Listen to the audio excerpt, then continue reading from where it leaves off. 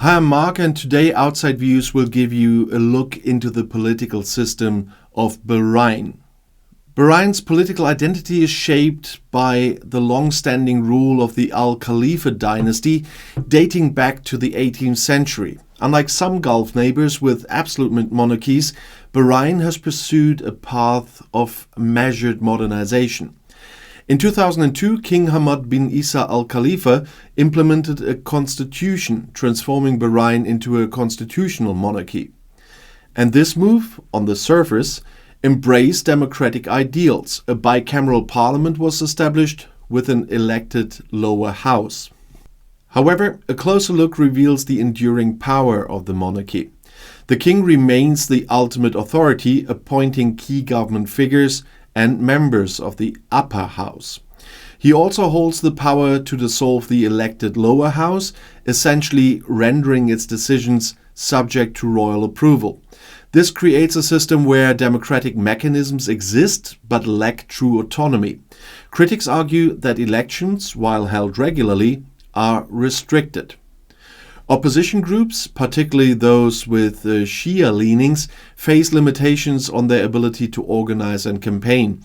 These restrictions, coupled with potential voter intimidation, cast doubt on the legitimacy of elected representatives and stifle genuine political competition. International human rights organizations like Freedom House have documented these concerns, highlighting the gap between Bahrain's stated commitment to democracy and the reality on the ground.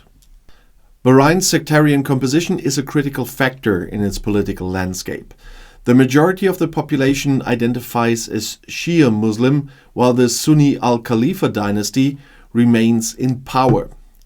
This historical disparity has fueled demand for a government that reflects the demographics and addresses the concerns of the Shia population.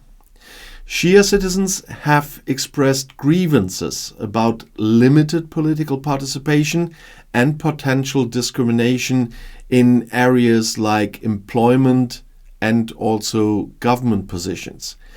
These frustrations came to a head during the 2011 Arab Spring protests, where they demanded a more equitable system and a greater say in governance. The future of Bahrain's political system hinges on its ability to navigate this complex terrain. King Hamad's efforts at reform, including the establishment of the parliament, haven't fully addressed the underlying tensions. And the crucial question remains: can the Al Khalifa monarchy coexist with a more representative government, particularly one that addresses the aspirations of the Shia majority?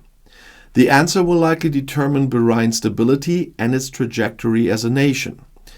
The monarchy's willingness to loosen its grip on power, combined with genuine efforts to integrate the Shia population into the political process, will be crucial for fostering a more inclusive and sustainable political system.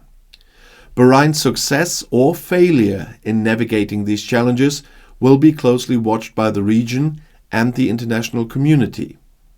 It's important to note that Bahrain's political scene isn't solely defined by the relationship between the monarchy and the Shia population. Sunni political groups also vie for influence, and there are ongoing efforts to promote national unity. Additionally, economic considerations play a significant role. Bahrain's status as a financial hub and its close ties with the West influence its political trajectory. How the government balances these various forces will also contribute to the country's political stability. Understanding Bahrain's political system requires acknowledging both the steps towards a constitutional monarchy and the limitations that persist.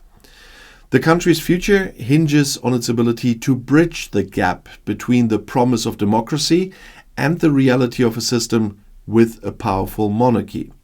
And if you want to know more, the next video is right here in the end screen. I'll see you there. I'll be back.